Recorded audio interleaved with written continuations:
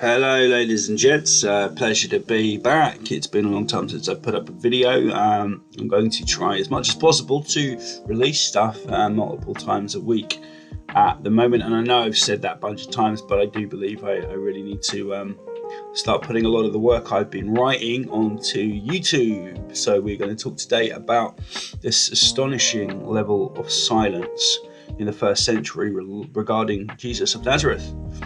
If you don't take away the gospel accounts, there doesn't appear to be much noise at all about Jesus of Nazareth, that Jesus of the gospels at all, in the first century, and even spanning into the second as well, the first part of the second. So we're going to take a look at a whole list of commentators, historians and so on, important figures that wrote a lot, and even those who wrote a lot but we don't have their manuscripts anymore, because it's very likely that they would have been kept by Christians had they said anything important about Jesus, even if they were not particularly nice about Jesus. We still have quite a few testimonies that appear to reference him that Christians did keep, even after they were forged. Yes, we will go into forged testimonials and stuff in later videos. I've got quite a lot of information on that now. So, yes, let's continue. Let's commence even. Let's examine now what a panoply of actual historical characters writing at the time, leaving us much about their lives, events, and many details about the worlds they occupied, should have said, given the purported largesse of the biblical Jesus. What follows is a sizable list, so we will only be brief with their biographies and other relevant background information. Some of these individuals' works still survive today, others do not, but we can be reasonably assured that had they mentioned Jesus, enthusiastic Christians would have snatched up their testimonies and used them as proof of his existence, the veracity of which being hotly contested during the first few centuries. We should begin with the two historians closest to the elusive Jesus Christ of history, Philo of Alexandria and Justus of Tiberias. Philo of Alexandria certainly does have much to say about Messianic leaders and their sects, showing an enduring interest in them in his works. What's extremely noteworthy is that he appears to have known quite a bit about the pre-existing Logos, God-man hybridized out of Platonic and Hebrew thought, which is Logos is called Jesus is called the Logos many times in the Bible. He refers to it, and it is precisely this view that resonates extensively with Paul's conception of Jesus as covered in our work on Paul. He was an intrepid researcher of Hellenistic Judaism and Jewish sects, covering the Essenes extensively, but failing to mention any of the events in the Gospels or any mention of Jesus whatsoever. Philo's now lost volume on Pilate's persecution of Jews in Judea, the existence of which is relayed through Eusebius, Historia Ecclesiastica 257, didn't warrant any interest from Christians. One can only wonder why. Justus of Tiberias was quoted by many sources, as well as Josephus. He wrote on Judean history and the Jewish war, and was the personal secretary to King Agrippa, who is mentioned in Acts 25 and 26. We have nothing surviving of his pen from his pen today, but mention of Jesus would have definitely been picked up. He wrote the Chronicles of the Kings of the Jews. Ironically, we find no mention of the King of the Jews, specific to our investigation anywhere, and his works were well known to Christians. Photius, a 9th century theologian, whilst writing his Bibliotheca, a massive work on ancient history, tells us this of Justus: of the advent of Christ, of the things that befell him one way or another, or of the miracles that he performed, Justus makes absolutely no mention. That's from Codex 33. Justus' works, quoted by multiple historians and church fathers, sometimes hundreds of years after his death, failed to preserve any relevant reference to the King of Kings, Jesus, whatsoever, because by all accounts there was nothing to speak of. Nicholas of Damascus served as court historian to Herod the Great and wrote two important histories, both spanning Jesus' early life. I include him as we have no extra-biblical account of the highly noteworthy and depraved extinguishing of firstborn boys' lives upon hearing the prophecy of the child king. Incidentally, precisely the same prophecy we hear in the Old Testament, which indicates that Midrash typology is in play, likely therefore a contrived narrative, not historically informed by actual events. Pliny the Elder was one of the keenest historians in Rome until his untimely death during the eruption of Mount Vesuvius, and also commanded in the army and navy. He wrote extensively, and is used as a source for Suetonius, Plutarch, and Tacitus. He never mentioned Jesus, never wrote of Christians, and it seems strange how he would never have mentioned Christians or Christ to his beloved adopted son. This is pertinent as in his own account of Christians, to be discussed later, he was ignorant, quote, of Christians and had never participated in trials of Christians before. Having no notion of any legal precedent upon which to try them. This makes it highly unlikely that there was widespread Christian persecution after Nero supposedly blamed them for the biggest catastrophe to befall the capital city in that century. He lived far closer to the events in the New Testament, and subsequently, having lived his early life through much of the upheavals in Judea, we may assume he would have been privy to at least one or two of the trials of the disciples, or might have heard of a few of Paul's many escapades. Pliny the Elder lived in Rome for much of his life, penned a substantive work, a 31-volume history, picking up where another historian, Bassus, left off, which covered between 31 AD and at least a few years after Nero's reign ended. It is a characteristic of every other history written in this time. It neither mentions Jesus Christ nor Christians.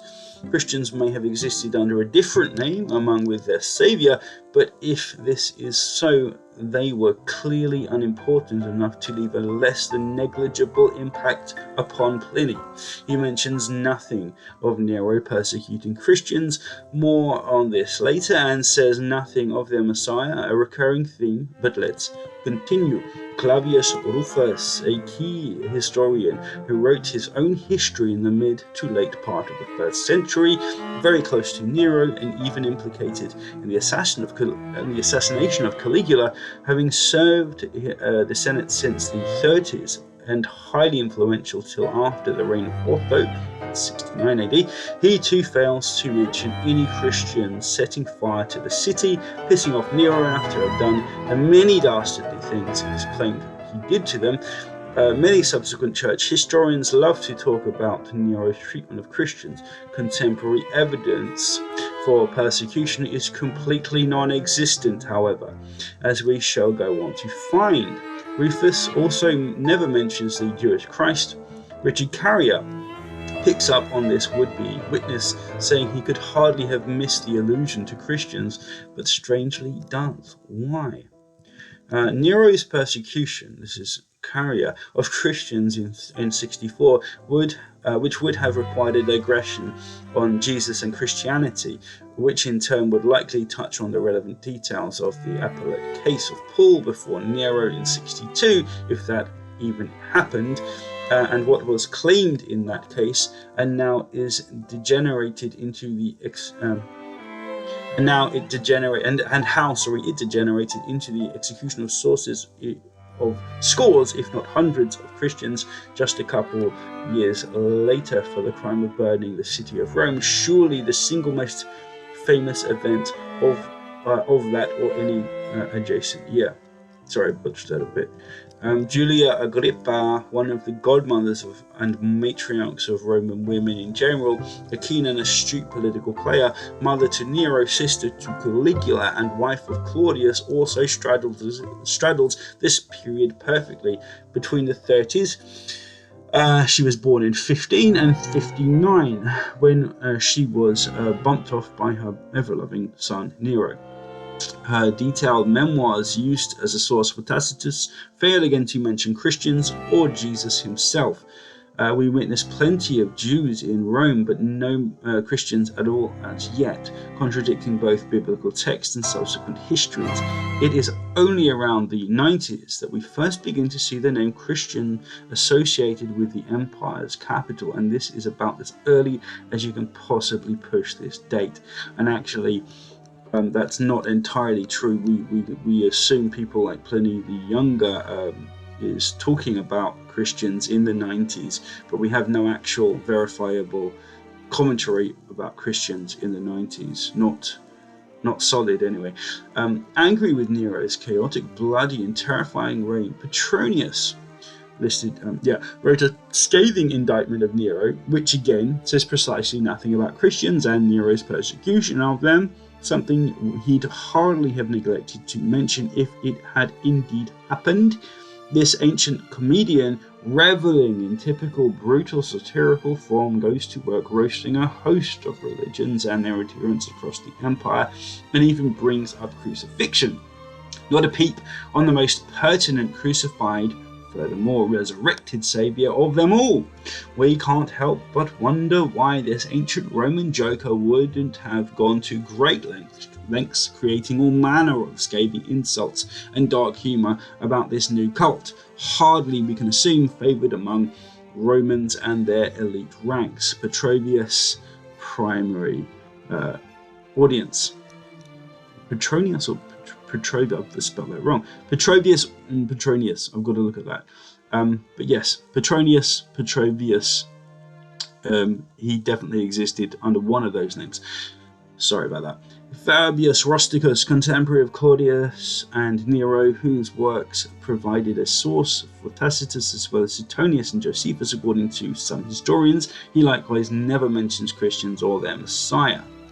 Aelius Persius Flaccus, as well as Lucius and Turnus, all wrote during the reign of Nero, and though we have no surviving works from Lucius, these men thrived on poking fun at religious cults and would-be saviour figures. Yes, nothing existed preserving any mention of Christ or Christianity, although we can assume they would have. Jews were viewed with complete disdain, it's true.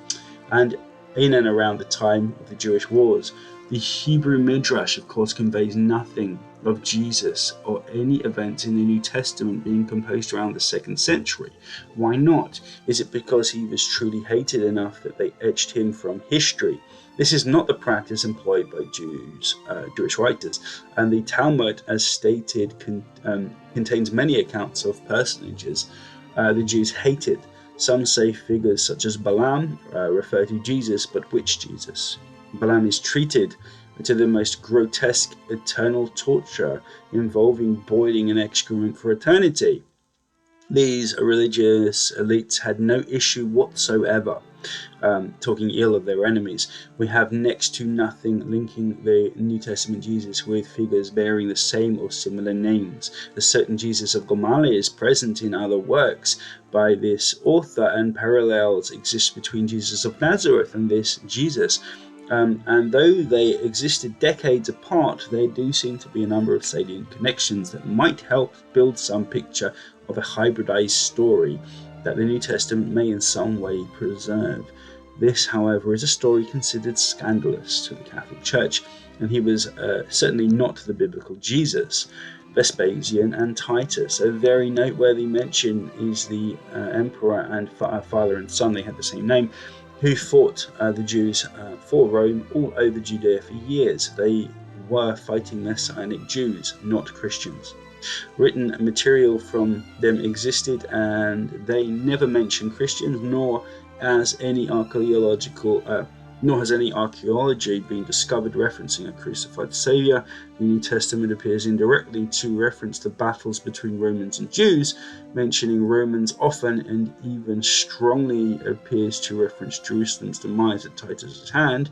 Though these emperors failed to provide us with even a single morsel on Christians or the biblical Jesus, Josephus makes mention of a saviour of the world, a baby described as a sacrificial lamb whose mother is named Mary, who eats her baby boy.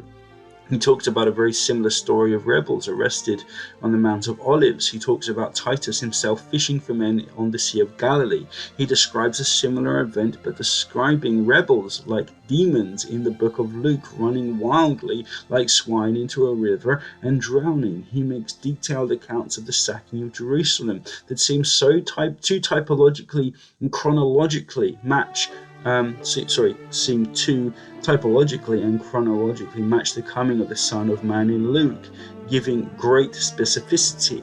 Many more parallels exist which seem to employ the same typologic prefiguring that Hebrews used in their own literature. This is for another video, however. Gallio.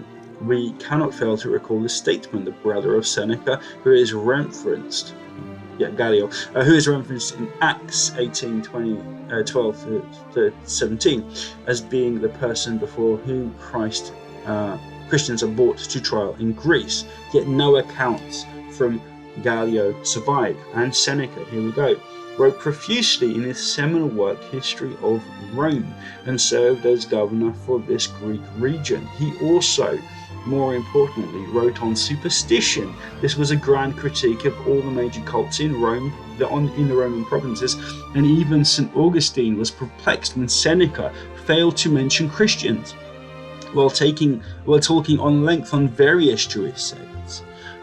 Carrier puts it this way: we know Seneca the Elder wrote a history of Rome that covered events from the 1st century BCE to around 40 CE.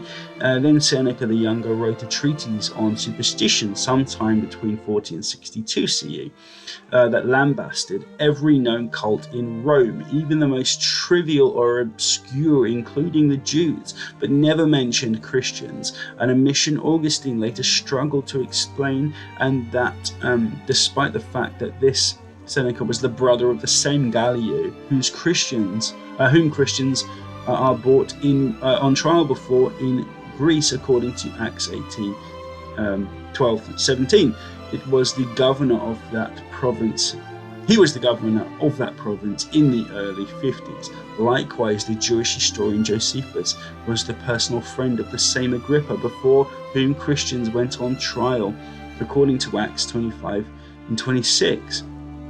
So big issues here. Marcus Servilius Nonianus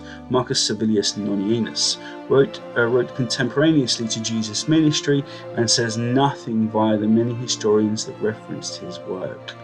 Anything he wrote has now been lost to history, but he was a key historian in his time, and we can be assured that had he mentioned Jesus, someone would have recorded it. Amphilia of Epidarius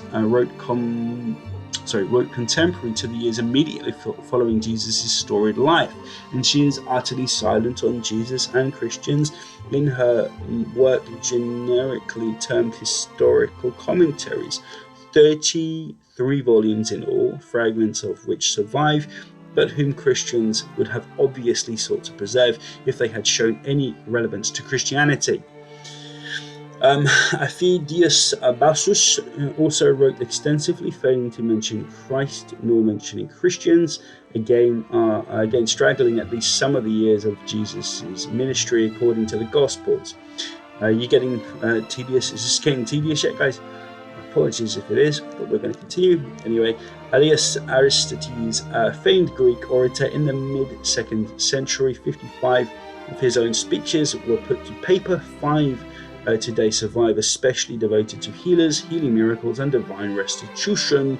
He wrote extensively on pagan healer gods such as Asclepius, a precursor and probable template for elements of the Jesus story. He himself suffered chronic illness, and it's strange how the tens of healing miracles of Jesus, the Son of God, gets no mention whatsoever. We can reliably assume that Christians would have copied and kept surviving mentions.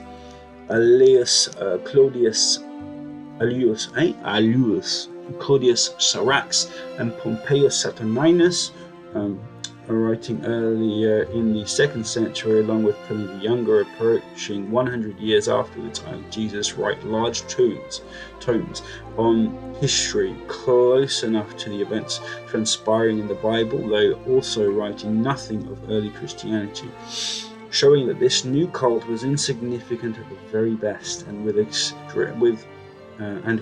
extremely high probability of it being non-existent at this time, not in any way like we are told by believers.